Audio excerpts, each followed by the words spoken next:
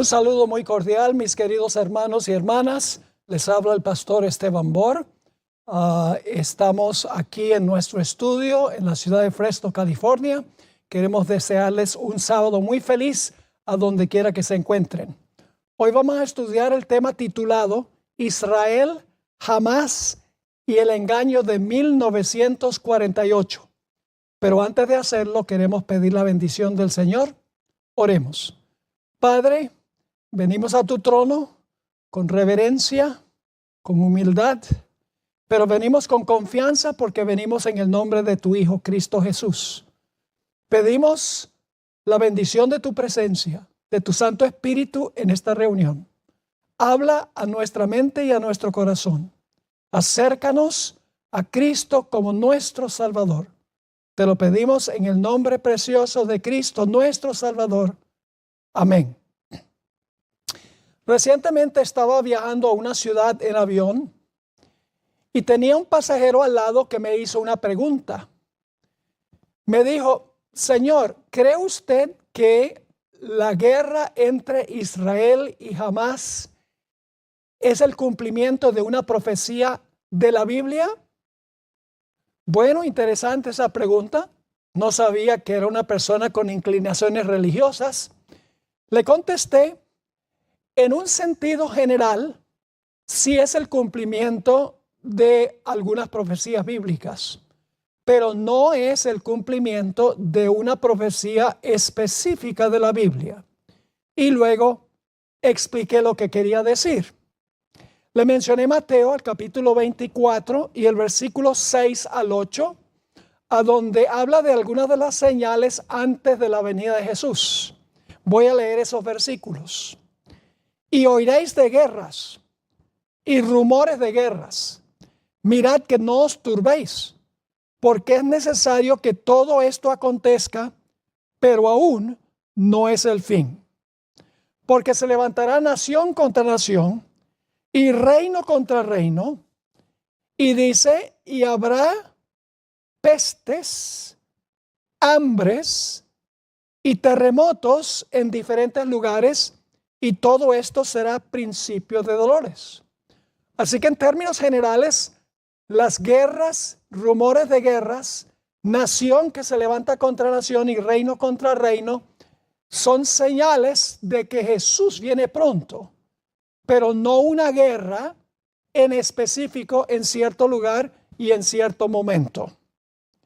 Ahora, después que Jesús había delineado las señales de su venida en Mateo el capítulo 24, él dio una ilustración de cómo podemos saber que su venida está cercana. Quiero leer Mateo 24, versículo 32 al 35. Ya Jesús ha presentado las señales de su venida y ahora vamos a encontrar que Jesús va a ilustrar cómo podemos saber que la venida está cerca, inminente. Dice Mateo 24, 32, de la higuera aprended la parábola. Cuando ya su rama está tierna y brotan las hojas, sabéis que el verano está cerca.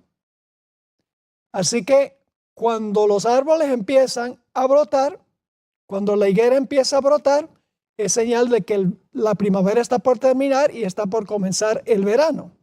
Ahora viene la comparación. Versículo 33. Así también vosotros, cuando veáis todas estas cosas de las cuales él ha hablado en los versículos anteriores, cuando veáis todas estas cosas, conoced que está cerca a las puertas. De cierto os digo que no pasará esta generación hasta que todo esto acontezca. Ahora, los protestantes conservadores, grupos como los carismáticos, los bautistas y los evangélicos, creen que la higuera en este versículo se refiere al resurgimiento de Israel como nación en el año 1948. Enseñan que esta es la señal más grande de la inminencia de la venida de Jesús, de que Jesús está a las puertas. Las victorias de Israel en las guerras de 1967 y de 1973 ha aumentado la conversación entre estos grupos religiosos en cuanto al supuesto cumplimiento de la profecía que dio Jesús hablando de la higuera, según la perspectiva de ellos. Y la guerra en el presente entre Israel y Hamás sirve también como un argumento en las manos de ellos de que Israel va a jugar un papel muy importante en las profecías y hay que defender a capa y espada a Israel. Ahora quiero preguntar, al comenzar esta presentación, ¿por qué escogió Dios a Israel? ¿Escogió a Israel irremediablemente? Es decir, ¿escogió Dios a Israel sin condiciones? ¿O será que Dios escogió a Israel con un propósito muy especial? Cuando hablamos de Israel, estamos hablando de la nación de Israel, que Dios escogió en el Antiguo Testamento para esparcir la esperanza de la venida del Mesías. Vamos a leer Isaías 49:6, a donde habla en cuanto a la razón por la cual Dios escogió a la nación de Israel e hizo de esa nación su teocracia. Dice allí en Isaías 49:6, Dios está hablando: poco es para mí que tú seas mi siervo para levantar las tribus de Jacob y para que restaures el remanente de Israel. También te di por luz de las naciones, para que seáis mi salvación hasta lo postrero de la tierra. Esto nos recuerda la profecía o la declaración de Jesús en Mateo, el capítulo 28, 18 al 20, a donde Él le mandó a sus discípulos que fueran y predicaran el evangelio a todas las naciones hasta lo postrero de la tierra, dice específicamente. Y luego entonces, después que se predique el evangelio, Cristo regresará por segunda vez. Ahora, en primer lugar, debemos reconocer que la higuera, al igual que la viña, se asocian con el pueblo literal de Israel en el Antiguo Testamento. Quiero leer un texto a donde tanto la higuera como la viña se asocian o se relacionan con Israel, el Israel literal. Vamos a leer Oseas, el capítulo 9 y el versículo 10. Como uvas en el desierto, las uvas vienen de una viña, como uvas en el desierto hallé a Israel. Deben comparar también con esto Isaías el capítulo 5, a donde se compara a Israel con una viña. Así que dice, como uvas en el desierto hallé a Israel, como la fruta temprana de la higuera. En su principio vi a vuestros padres. Ellos acudieron a Baal Peor, se apartaron para vergüenza y se hicieron abominables como aquello que amaron.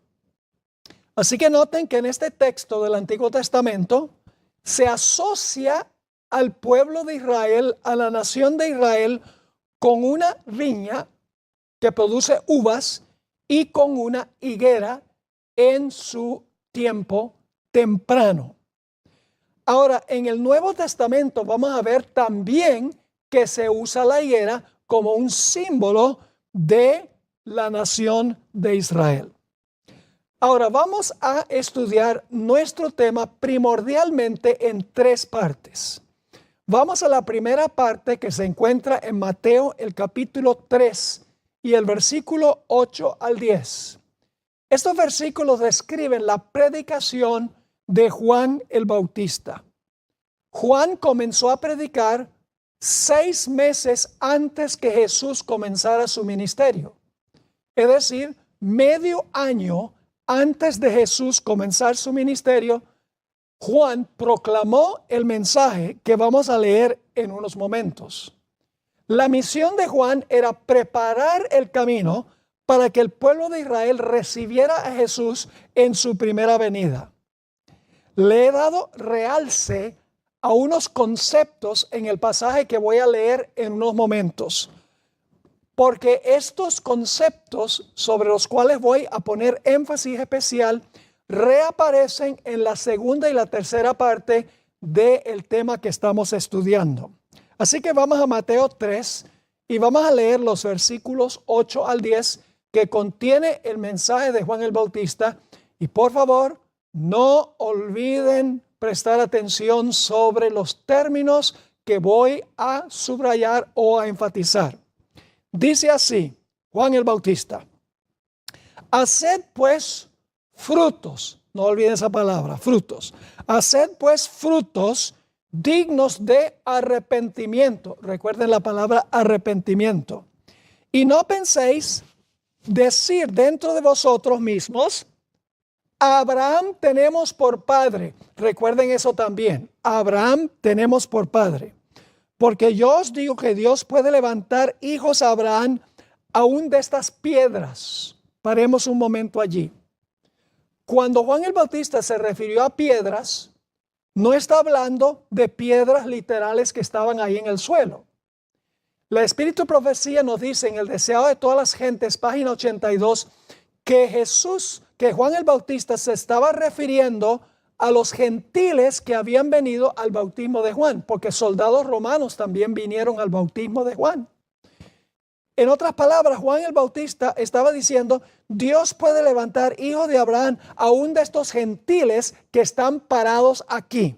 Más adelante vamos a ver cómo un gentil puede ser judío, según la definición bíblica.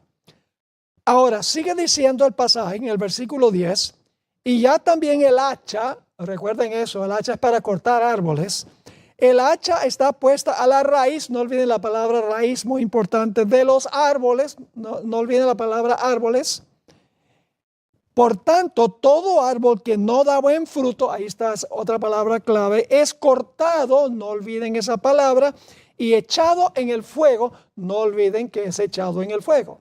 Ahora ustedes van a ver por qué razón es que estoy enfatizando estas frases y estos conceptos, estas palabras del mensaje de Juan el Bautista, que él proclamó 6 meses, medio año antes de comenzar el Señor Jesucristo su ministerio. Ahora queremos ir a la segunda etapa, a donde aparece el árbol. Vamos a notar Lucas 13, 1 al 9. Y mientras ustedes están buscando Lucas 13, 1 al 9, quiero mencionarles que Jesús contó esta parábola, según los eruditos, cuando habían pasado 2 años y medio de su ministerio. Es decir, entre cuando comenzó a predicar Juan el Bautista y cuando Jesús contó la parábola, habían pasado 3 años. Medio año la predicación de Juan el Bautista, 2 años y medio del ministerio de Jesús, 3 años. Es importante eso por una referencia que encontramos en esta parábola de Jesús. Ahora vamos a desempacar esta parábola de Cristo en Lucas 13, 1 al 9. Nuevamente vamos a encontrar al árbol y muchos conceptos parecidos a lo que mencionamos sobre el mensaje de Juan el Bautista. Comencemos en el versículo 1.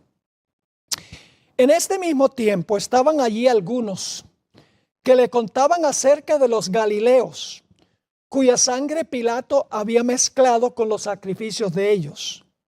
Respondiendo Jesús les dijo: ¿pensáis que estos galileos, porque padecieron tales cosas, eran más pecadores que todos los galileos? Os digo, no. Antes, si no os arrepentís, ahí está una palabra clave. Juan el Bautista llamó al arrepentimiento. Jesús dice, si no os arrepentís, todos pereceréis igualmente, como sucedió, dicho sea de paso, con la higuera. Sigue diciendo en el versículo 4, o aquellos 18 sobre los cuales cayó la torre en Siloé y los mató, ¿pensáis que eran más culpables que todos los hombres que habitan en Jerusalén? Os digo, no. Antes, si no os arrepentís, recuerde que le está hablando a un grupo de judíos, la palabra arrepentimiento nuevamente muy importante. Antes, si no os arrepentís, todos pereceréis igualmente. Y ahora Jesús va a ilustrar lo que él está diciendo en estos versículos. Si ustedes no se arrepienten, van a perecer. Jesús va a contar una parábola. Y la parábola se encuentra en el versículo 6. Digo también esta parábola. Yo voy a interpretar los términos a medida que vamos avanzando. Tenía un hombre, es un símbolo de Dios el Padre. Tenía un hombre una higuera que representa la nación de Israel, que Dios escogió para esparcir el mensaje. Plantada en su viña. La viña representa el mundo a donde deben ministrar los judíos de la época de Jesús y en el Antiguo Testamento. Y vino a buscar fruto. Ya vimos eso en el mensaje de Juan el Bautista. Viene a buscar fruto en un árbol, en una higuera. Interesante. Sigue diciendo, y no lo halló. Es decir, el árbol no tenía ni un solo fruto. La higuera no tenía ni un solo fruto. Ahora el dueño de la viña, que representa a Dios el Padre, está un poco descontento porque esa higuera no ha dado fruto. Y en el versículo 7 encontramos la reacción del dueño de la viña cuando habla con el viñador, que es Cristo Jesús. Versículo 7. Y dijo al viñador, este es Jesús, he aquí hace 3 años, qué interesante, paremos un momentico allí. Cuando Jesús contó la parábola, ¿cuántos años habían pasado entre Juan el Bautista y cuando Jesús contó la parábola? 3 años. Así que dijo al viñador, he aquí hace 3 años que vengo a buscar fruto en esta higuera y no lo hallo. Y luego dice, córtala. ¿Recuerdan que Juan el Bautista dijo, es cortado el árbol si no produce fruto? Interesante. Así que dice, córtala. ¿Para qué inutiliza también la tierra? La tierra representa la tierra de Israel, donde estaba la higuera, el pueblo de Israel, que no había producido ni un solo fruto durante los primeros 3 años de la proclamación del mensaje en cuanto a la misión del pueblo de Israel. Y luego entonces el versículo 8. Él entonces respondiendo le dijo, es decir, el viñador ama la viña. Y por lo tanto él le va a decir al dueño, Señor, déjala todavía este año. ¿Por qué dice hasta este año? ¿Cuánto tiempo faltaba del ministerio de Jesús? Bueno, cuando contó la parábola eran 2 años y medio. Ahora dice, déjala 1 año más. El ministerio de Jesús duró 3 años y medio. Fíjense que la parábola nos está dando la cronología del ministerio de Jesús con el ministerio de Juan el Bautista. Así que dice, él entonces respondiendo le dijo, Señor, déjala todavía este año, hasta que yo cabe alrededor de ella y la abone. Es decir, le voy a dedicar una atención súper especial. Y si diere fruto, bien. Si en este último año diere fruto, bien. Y si no, la cortarás después. Ahora, cuando Jesús terminó la parábola, no sabemos cómo iba a terminar. Faltaba 1 año. No sabemos si durante ese año la higuera iba a producir fruto o no. Claro, nosotros en el siglo XXI sabemos lo que ocurrió durante ese año. Pero cuando Jesús contó esta parábola, la respuesta estaba en suspenso. ¿Será que la higuera va a producir o no va a producir fruto? No lo sabemos. Pasa algo similar a lo que encontramos en la historia del hijo pródigo. En realidad el pródigo era el que se quedó en casa, es decir, el hermano mayor. cuando la parábola del hijo pródigo termina en suspenso, porque el padre trata de razonar con el hijo mayor y no dice si el hijo mayor aceptó los argumentos del padre o no. Quedó en suspenso.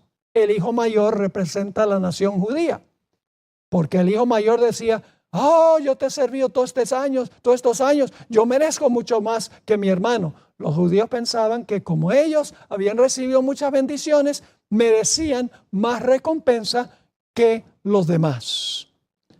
Ahora entonces vamos a la etapa número 3 de este árbol, del cual habló Juan y del cual habló el Señor Jesucristo.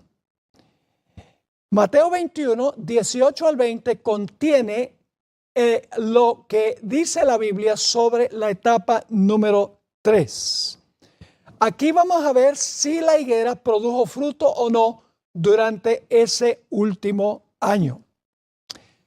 Debo decirles que los versículos que vamos a leer en Mateo 21, 18 al 20, describen algo que sucedió pocos días antes de la muerte de Jesús. Se cree que fue el martes de la semana antes de la muerte de Jesús que ocurrió lo que vamos a leer ahora en cuanto a la higuera. Nos encontramos con la higuera de nuevo.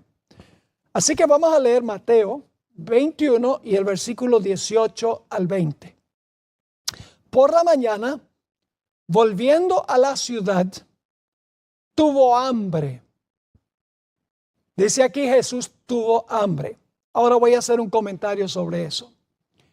En realidad, ¿qué significa que Jesús tenía hambre?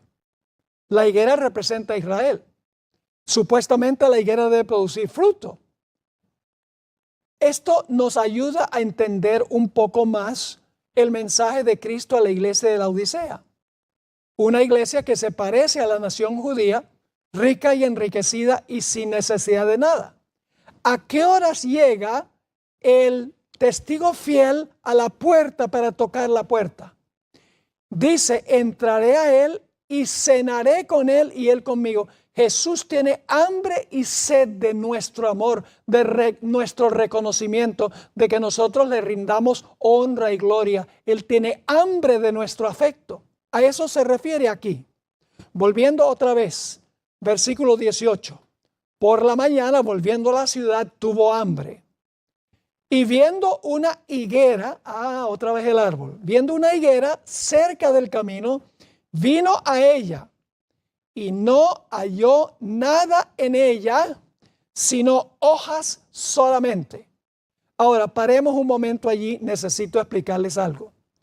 Y es que la higuera, y yo vivo en California, a donde hay bastantes higueras, la higuera primero le sale el fruto y luego entonces le salen las hojas anunciando que la higuera tiene fruto. Es decir, si este árbol tenía hojas, también debía tener frutos, porque los frutos salen primero. Pero Jesús llega a esta higuera, tiene hambre, tiene deseos de que Israel lo alimente con su afecto, con su amor, pero cuando llega a la higuera no encuentra nada sino hojas. Y la hermana White describe que era un árbol frondoso, un árbol lindo, lleno de hojas. Un árbol ostentoso pero sin fruto. Como Israel tenía el templo, tenía los pactos, tenía la ciudad dorada de Jerusalén, tenía todas las bendiciones y ventajas. Ahora sigue diciendo en el versículo 19, y viendo una higuera cerca del camino, vino a ella y no halló nada en ella, sino hojas solamente. Y le dijo: nunca jamás nazca de ti fruto. Eso suena más o menos muy definitivo, ¿verdad? Nunca jamás nazca de ti fruto. Y luego se secó la higuera. No dice cómo se secó. Para eso tenemos que ir a otro evangelio. Así que dice: luego se secó la higuera. Viendo esto los discípulos decían maravillados: ¿cómo es que se secó enseguida la higuera? Es decir, se secó inmediatamente. Ahora, el pasaje en el Evangelio según San Marcos nos ayuda a entender un poco más lo que pasó con la higuera. Marcos 11, versículo 12 dice: al día siguiente, cuando salieron de Betania, tuvo hambre, y viendo de lejos una higuera que tenía hojas, fue a ver si tal vez hallaba en ella algo. Pero cuando llegó a ella, nada halló sino hojas. Ahora hay una frase que tengo que explicar. Pues no era tiempo de higos. ¿Qué significa eso, que no era tiempo de higos? Pues la hermana Guaya explica que en ese lugar había otras higueras, había otros árboles de higos. Y esos árboles no tenían hojas. Ella dice que los árboles sin hojas representan a los gentiles. No habían recibido grandes bendiciones. Ellos, según los judíos, no tenían mucha esperanza de salvación. Pero el pueblo judío había recibido muchísimas bendiciones. Para el pueblo de Israel se esperaba fruto para ese tiempo. Para los gentiles no, porque ellos todavía no habían recibido la plenitud del mensaje del evangelio. Así que sigue diciendo, pero cuando llegó a ella nada halló sino hojas, pues no era tiempo de higos. Entonces Jesús dijo a la higuera: nunca jamás coma nadie fruto de ti. Y lo oyeron sus discípulos. Suena bastante definitivo eso. Nunca jamás coma nadie fruto de ti. Ahora, necesitamos ir a los versículos 20 y 21 del mismo capítulo 11 de Marcos, a donde nos dice cómo se secó la higuera. Algunos dirán, bueno, se secaron las hojas, pero la higuera continuó viviendo. No fue así. Dice en el versículo 20, y pasando por la mañana, vieron que la higuera se había secado desde las raíces. Entonces Pedro, acordándose, le dijo: maestro, mira, la higuera que maldijiste se ha secado. Cuando un árbol se seca desde las raíces, ese es el fin. Ya no hay esperanza para ese árbol. Ahora, no me entiendan mal. La nación de Israel tiene derecho de existir como nación, pero ya no es el vehículo que Dios usa para llevar el evangelio al mundo. Hoy en día Él usa a la iglesia cristiana global para proclamar el evangelio. Judíos literales, individuos, ciertamente pueden aceptar a Cristo y pueden recibir la salvación. Pero la nación judía ya no es el vehículo de Dios para llevar el evangelio al mundo. Ahora, es muy interesante que una parábola de Jesús que se encuentra también en el Evangelio según San Mateo, dice allí que en el año 70, la nación judía que fue cortada cuando Esteban fue apedreado, fue quemada con fuego. Como había mencionado Juan el Bautista, que el árbol que no produce fruto es cortado y echado en el fuego.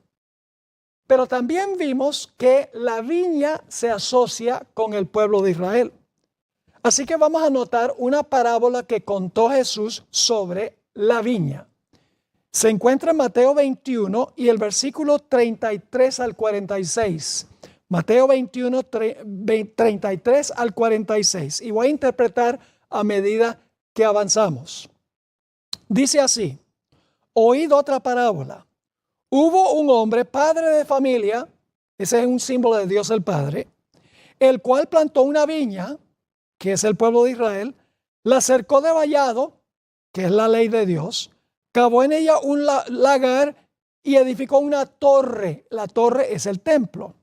Y la arrendó a unos labradores que son los dirigentes de la nación judía, y se fue lejos, es decir, regresó al cielo. Versículo 34. Y cuando se acercó el tiempo de los frutos, esto es antes del cautiverio de Israel en Babilonia, de Judá en Babilonia, cuando se acercó el tiempo de los frutos, envió sus siervos, que son los profetas, a los labradores para que recibiesen sus frutos. Mas los labradores, que son los profetas antes del cautiverio, mas los labradores, tomando a los siervos, a uno golpearon, a otro mataron y a otro apedrearon. Eso fue lo que hizo Israel con los profetas antes del cautiverio. Versículo 36, Dios no se rindió. Envió de nuevo otros siervos después del cautiverio, más que los primeros. Zacarías, Malaquías, Ageo, muchos otros profetas les mandó Dios. Envió de nuevo otros siervos, más que los primeros, e hicieron con ellos de la misma manera. Finalmente, esa palabra es muy clave, finalmente, es decir, es lo último, finalmente les envió su Hijo, que es Cristo Jesús, diciendo, tendrán respeto a mi Hijo. Mas los labradores, cuando vieron al Hijo, dijeron entre sí, este es el heredero. Venid, matémosle y apoderémonos de su heredad. Fue lo que el pueblo judío, los dirigentes judíos hicieron con el Señor Jesucristo. Y dice, y le echaron fuera de la viña y le mataron. Es decir, Jesús no murió en Jerusalén, sino fuera de Jerusalén. Ahora Jesús hace una pregunta, versículo 40. Cuando venga pues el Señor de la viña, ¿qué hará aquellos labradores? Le dijeron, a los malos destruirá sin misericordia y arrendará su viña a otros labradores, que son los gentiles, la iglesia que ahora va a esparcir el mensaje del evangelio. Es decir, a los malos destruirá sin misericordia y arrendará su viña a otros labradores que le paguen el fruto a su tiempo.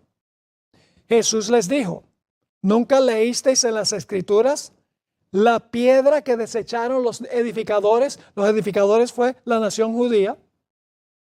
Y la piedra es Cristo Jesús. Ha venido a ser cabeza del ángulo, hablando de Cristo. El Señor ha hecho esto y es cosa maravillosa a nuestros ojos. Por tanto, versículo 43, os digo que el reino de Dios será quitado de vosotros. Fíjense que todavía en este momento no lo ha quitado. Pero cuando apedrearon a Esteban, el reino le fue quitado. Así que dice, por tanto os digo que el reino de Dios será quitado a vosotros y será dado a gente, la palabra griega ethne, que se usa para los gentiles en el Nuevo Testamento. Así que dice, será dado a gente que produzca los frutos de él. El que cayere sobre esta piedra será quebrantado, es decir, será convertido si cae sobre la roca Cristo Jesús. Pero luego advierte, y sobre quien ella cayere, sobre quien caiga la roca, le desmenuzará. Y oyendo sus parábolas, los principales sacerdotes y los fariseos entendieron que hablaba de ellos. Pero al buscar cómo echarle mano, temían al pueblo porque éste le tenía por profeta. Ahora volvamos a Mateo 24 para determinar si el retoñar de la higuera representa el renacimiento milagroso de la nación de Israel en el año 1948. Mateo 24, 32 y 33 nos dice que el retoñar de la higuera es solo una de las muchas señales del pronto regreso de Jesús. Es decir, la totalidad de las señales, no solo la higuera, indican que la venida de Jesús está a las puertas. Vamos a leer Mateo 24 y el versículo 32 y 33 para captar eso. Dice, de la higuera aprended la parábola. Cuando ya su rama está tierna y brotan las hojas, sabéis que el verano está cerca. Así también, ahora viene la comparación, así también vosotros cuando veáis todas estas cosas, no solo la higuera que retoña, sino todas estas cosas, conoced que está cerca a las puertas. Jesús no está diciendo que el retoñar de la higuera es la gran señal de la pronta venida de Jesús. Está diciendo que la acumulación de todas las señales nos ayuda a saber que su venida está cercana. Además, el pasaje paralelo de Lucas 21 y el versículo 29 al 31 nos proporciona detalles adicionales que nos ayudan a entender qué fue lo que quiso decir Jesús. Según el testimonio de Lucas, vamos a leerlo en unos momentos, Jesús no le dio realce tan solo al árbol de higuera, sino a todos los árboles. Jesús dijo, cuando veáis que sucedan estas cosas, plural, no singular, esta cosa con el árbol, sino estas cosas, todas las señales de Mateo 24, sabed que su venida está cerca. Parafraseando lo que dijo Jesús, cuando vean que la higuera y todos los árboles retoñan, sabed que el verano está cerca.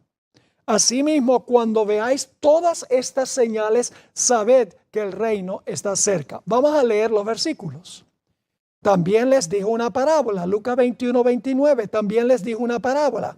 Mirad la higuera y todos los árboles, que no es solamente la higuera, todos los árboles, cuando ya brotan, plural, viéndolo, sabéis por vosotros mismos que el verano está ya cerca. Así también vosotros, cuando veáis que suceden estas cosas, no solo la higuera, estas cosas, sabed que está cerca el reino de Dios. Ahora vamos a Juan 1, 43 al 48, a donde está hablando del primer encuentro de Natanael, uno de los discípulos, con Jesús. Hay un detalle muy interesante aquí. Vamos a leer empezando en el versículo 43. El siguiente día quiso Jesús ir a Galilea y halló a Felipe y le dijo, sígueme. Y Felipe era de Betsaida, la ciudad de Andrés y Pedro. Felipe halló a Natanael y le dijo, hemos hallado a aquel de quien escribió Moisés en la ley, así como los profetas, a Jesús, el hijo de José de Nazaret. Natanael le dijo, ¿de Nazaret puede salir algo bueno? Era una ciudad muy corrompida. Es decir, al principio Natanael dice, ¿será que puede salir algo bueno de allí? Le dijo Felipe, ven y ve. Versículo 47. Cuando Jesús vio a Natanael que se le acercaba, dijo de él, he aquí un verdadero israelita en quien no hay engaño. Le dijo Natanael, ¿de dónde me conoces? Respondió Jesús y le dijo, antes que Felipe te llamara, cuando estabas debajo de la higuera, te vi. Qué detalle interesante. Jesús le dice a Natanael, este es un judío o es un israelita verdadero o genuino, y Natanael está debajo de una higuera que representa al pueblo de Israel. Ahora, el hecho de que hay israelitas verdaderos significa que también hay israelitas falsos. En realidad la palabra que se usa, la palabra verdadero en el griego significa genuino o real. Se podría traducir, este es un real israelita, este es un genuino israelita. Significa que hay israelitas que no son genuinos. Ahora, ¿por qué le dijo Jesús a Natanael que él era un israelita genuino? El versículo 49 nos proporciona la respuesta. Natanael era genuino, un israelita genuino, porque confesó que Jesús era el Hijo de Dios, el Rey de Israel, a pesar de que venían de la ciudad malvada de Nazaret. ¿Qué es entonces un israelita genuino? Es uno que confiesa que Jesucristo es el Hijo de Dios, es Rey de Israel, es el Mesías. Note que Natanael, y recalco este punto, era un israelita genuino y estaba bajo una higuera que era símbolo de Israel. De modo que tenemos en el mismo sitio el símbolo y lo que el símbolo representa. El verdadero israelita está bajo el símbolo que representa a Israel. Ahora vamos en nuestro siguiente pasaje a Juan 8, 37 al 45. Es un pasaje bastante largo, pero muy significativo. Aquí vamos a encontrar que Jesús distingue un israelita genuino de un israelita que no es israelita en el sentido espiritual. Empezamos leyendo en el versículo 37. Jesús le dice a ese grupo de judíos a quienes les está hablando: sé que sois descendientes de Abraham. Es decir, yo sé que ustedes descienden literalmente, físicamente de Abraham. Pero, ahora viene el pero procuráis matarme, porque mi palabra no haya cabida en vosotros. Yo hablo lo que he visto cerca del Padre, eso está hablando de su Padre celestial, y vosotros hacéis lo que habéis oído acerca de vuestro Padre. Es decir, Jesús le dice, ustedes tienen también un Padre, pero va a ser sorpresivo lo que va a decir Jesús. Versículo 39. Respondieron y le dijeron, nuestro Padre es Abraham. Jesús les dijo, ahora viene, noten que Jesús no reconoce que son hijos de Abraham. Si fueseis hijos de Abraham, las obras de Abraham haríais. Es decir, si ustedes fueran hijos de Abraham, en verdad, ustedes harían las obras que hizo él. Versículo 40. Pero ahora procuráis matarme a mí, hombre que os he hablado la verdad, la cual he oído de Dios. ¿No hizo esto Abraham? Es decir, ustedes dicen que son hijos de Abraham, pero su carácter y su espíritu es lo contrario de Abraham. Abraham vio mi día y se gozó, según el versículo 56, pero ustedes lo que quieren es matarme. ¿Cómo dicen que son hijos de Abraham? Sigue diciendo, versículo 41. Vosotros hacéis las obras de vuestro padre. Todavía no ha identificado cuál es el padre, pero no es Abraham. Sigue diciendo. Entonces le dijeron, nosotros no somos nacidos de fornicación, un padre tenemos que es Dios. Jesús entonces les dijo, sí, otra vez, no lo son. Si vuestro Padre fuese Dios, ciertamente me amaríais, porque yo de Dios he salido y he venido, pues no he venido de mí mismo, sino que Él me envió. ¿Por qué no entendéis mi lenguaje? ¿Por qué no podéis escuchar mi palabra? Ahora Jesús va a ser muy políticamente incorrecto. Dice, vosotros sois de vuestro padre el diablo. Ustedes no son hijos de Abraham, porque ustedes tienen un carácter, un espíritu completamente distinto que Abraham. Dice, vuestro padre el diablo. Y los deseos de vuestro padre queréis hacer. Desde que Jesús nació, Satanás quería acabar con él, quería matarlo. Él ha sido homicida desde el principio y no ha permanecido en la verdad, porque no hay verdad en él. Cuando habla mentira, de suyo habla, porque es mentiroso y padre de mentira.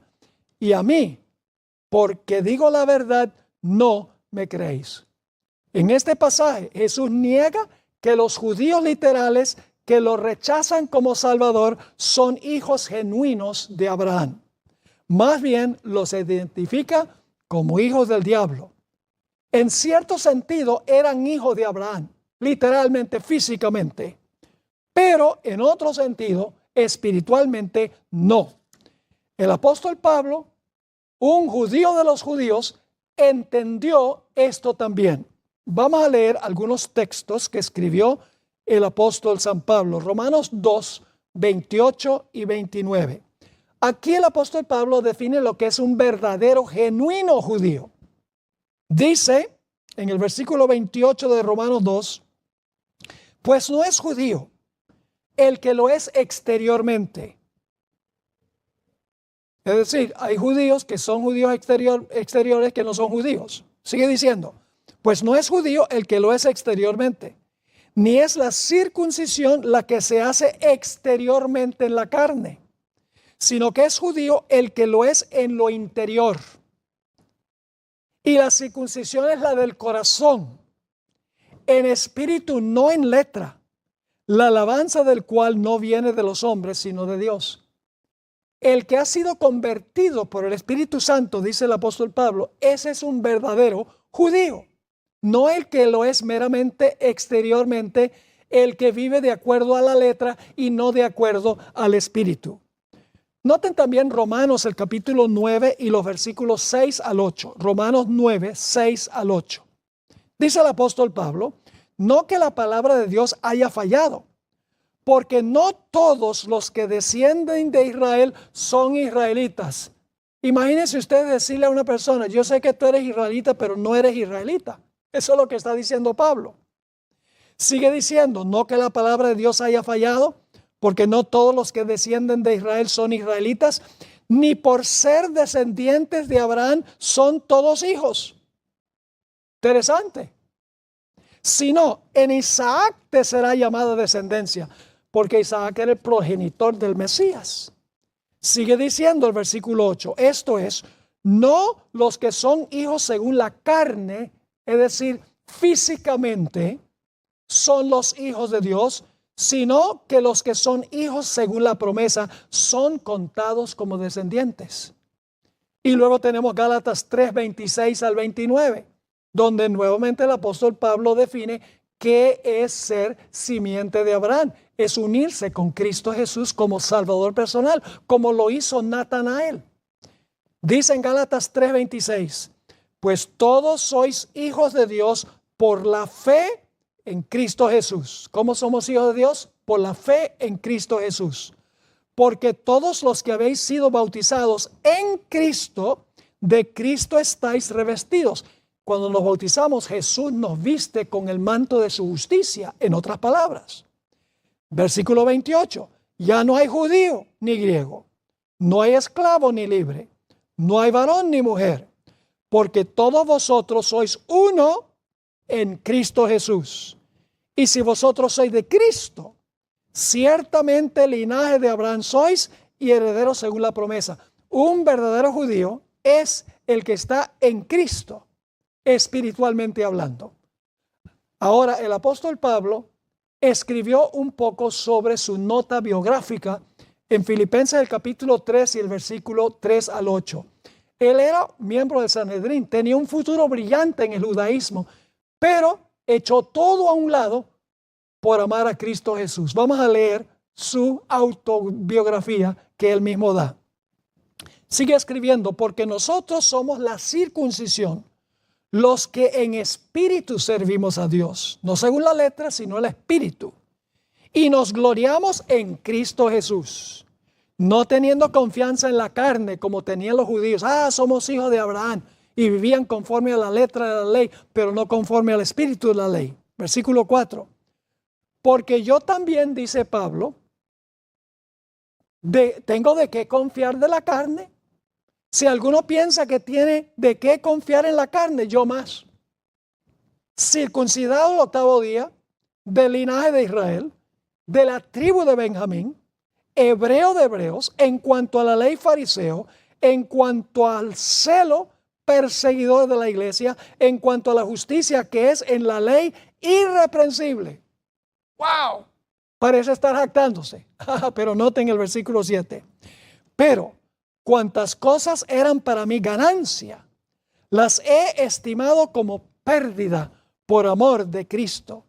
Y ciertamente aún estimo todas las cosas como pérdida por la excelencia del conocimiento de Cristo Jesús mi Señor, por amor del cual lo he perdido todo y lo tengo por basura para ganar a Cristo.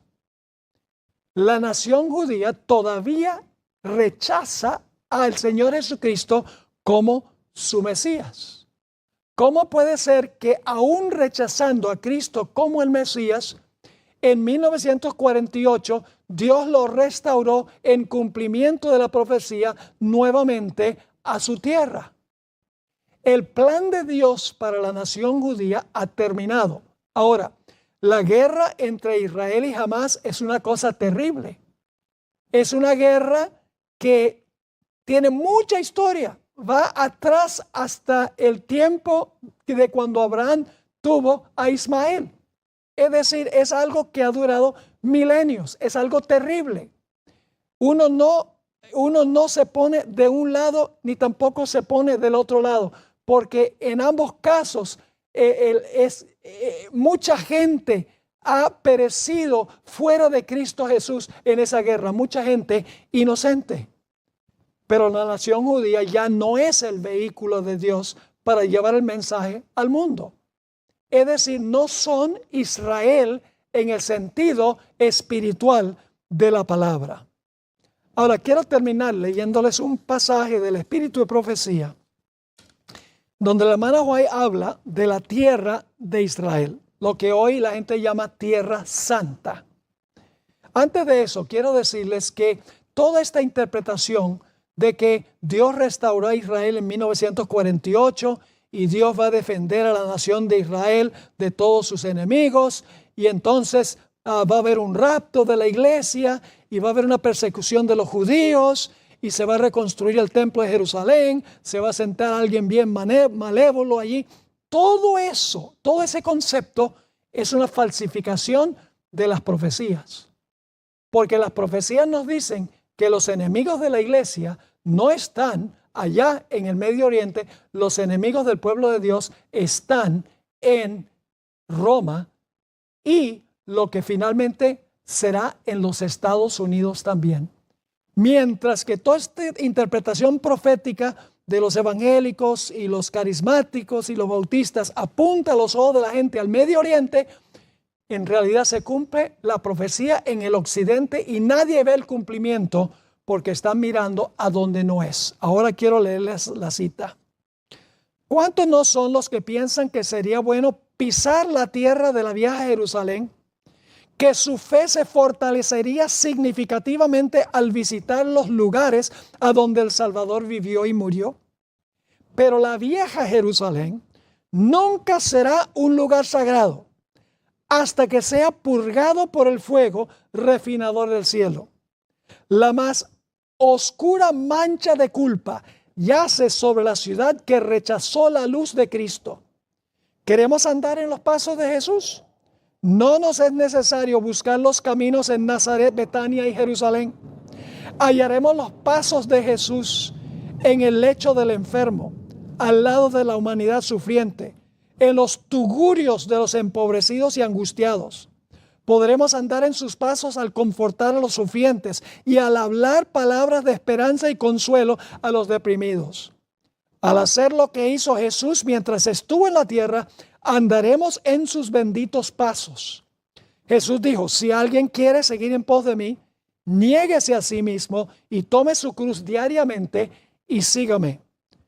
Cuando la tierra que está bajo la maldición del pecado sea purificada de toda mancha, cuando el monte de los olivos sea partido en dos y llegue a ser una gran llanura, cuando la ciudad santa descienda sobre esta llanura, entonces la tierra que hoy llamamos Tierra Santa será en verdad santa. Pero la causa y la obra de Dios no progresará al hacer peregrinajes a Israel. La maldición de Dios está sobre Jerusalén por haber rechazado y crucificado al Hijo unigénito de Dios, pero Dios limpiará la vil mancha. Ahora, no significa que los judíos están perdidos. No. Tienen abierta la palabra de la salvación, el plan de salvación como todos los demás. Pero no es la nación escogida de Dios para cumplir su plan en estos días, porque la higuera se secó de raíz. Así que necesitamos nosotros interpretar las profecías de la Escritura comparando texto con texto y no mirando lo que está ocurriendo necesariamente en el mundo en determinado momento. Dios tiene un mensaje para la nación judía. Dios tiene un mensaje para todas las naciones del mundo. Y es que Cristo Jesús es el Salvador. Y déjenme decirles esto. Si jamás Israel aceptara a Cristo Jesús como Salvador, la lucha entre los dos terminaría, porque serían hermanos y hermanas en Cristo Jesús. La solución no está en guerra, la solución está en recibir a Cristo Jesús como Salvador personal.